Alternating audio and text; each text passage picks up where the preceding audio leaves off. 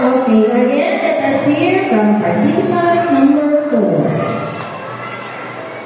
Good morning, everyone. My name is Chanel Lisa Rodriguez from grade 1 Companion. My colorful girl.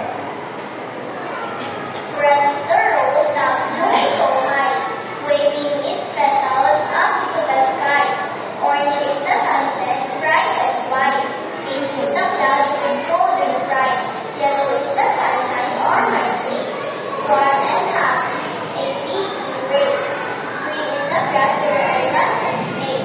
Deep in my toes on through the day. Blue is the ocean, deep and grand, rolling its waves upon the sand.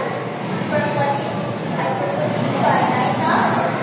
When stars and dreams begin singing, pink is the flash, showing the sky. When sleepy sun begins to rise, brown is the tree so tall and strong, home to birds that sing their song. Colors around me bright and blue, make my world so fresh and blue. Every shade from sky paints the world very bright for me.